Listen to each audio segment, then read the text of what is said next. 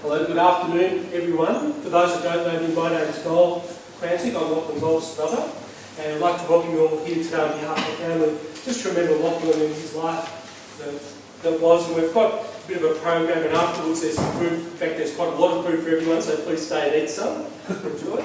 I thought we'd start off in a bit of an unusual way because of the long saga that it's been. I thought what we'd do is look at a little bit about what happened to Lachlan, because there's been a lot of speculation in the media, and so I've put together a very brief presentation on what we really do know about what happened to him in that last week, and then what happened afterwards. So let's start with the first slide. So first I'd like to say thanks to Paul Sastra, who's here, who helped put a lot of this together, this information.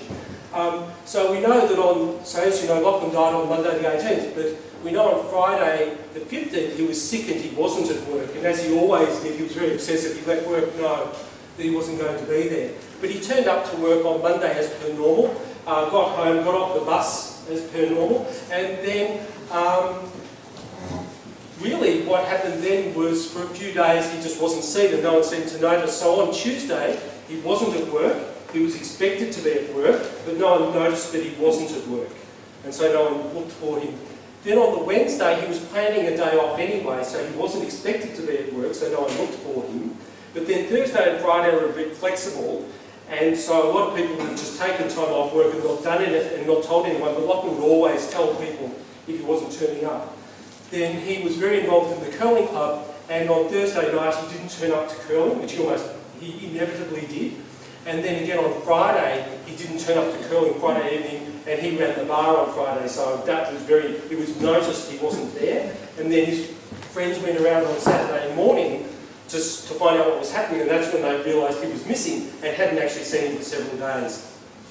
The police started an investigation, and I also got my first email arrived in my inbox. And just go to the next slide. And so this was the email that I got, which was basically saying, Lachlan's gone missing since Monday. We don't know where he is. Do you know where he is? And I actually read this email at about 12 on Sunday night. I'd been overseas and got back. I tried to ring them, couldn't get through, and then they eventually rang me at 4 in the morning, and then it all started from there.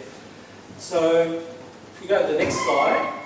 So this is what happened after that. So he was last seen on the Monday, and then a ground and air search started really the day he went missing on the Saturday, but the weather was dreadful and they couldn't get any planes or helicopters in the air, and so for that first week they were very limited to ground searches, and we'll talk just a tiny bit about what the problems were for them in a minute. But then because he was missing and he worked in a nuclear facility, everyone assumed he was a nuclear scientist, and then a lot of conspiracy theories started especially on the internet, about what had happened. And of course he wasn't a nuclear scientist, he just used the beam for his research.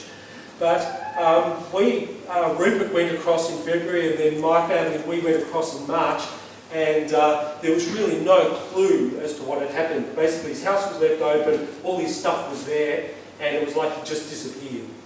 And they thought he hadn't taken anything with him, but Lachlan, as many people know, was very obsessive. He had multiples of everything, so it was impossible to know what was at home and what he would have taken if he had gone. But certainly his licence and identification were at home, and a lot was made of his GPS that he didn't take, and people thought he took it everywhere. When you actually looked at the GPS, he hardly used it, in fact, so it wasn't surprising he didn't have his GPS. And then we were informed on Saturday the 13th of June that a body was found in Welsh Bay, near Deep River, and they thought it was Lachlan, but they wanted to make a positive identification, and that took another week. But in that week, a lot more speculation happened.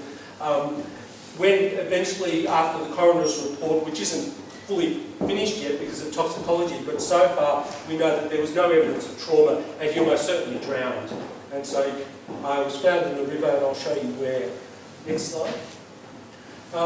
What happened during this time, we became a bit obsessed about what happened in that last evening, because he disappeared, we didn't know what had happened, and when had he gone. The police thought that he disappeared in the early evening, but through Paul Sastra looking at his computer records, we now know that he actually was using his computer most of the evening. So from 5 till 5:30 he used his computer, and then again from 6 to 6:30, and then he didn't use his computer for about an hour and a half, and we know from subsequent information from the gaming website he was on, he almost certainly went for a walk.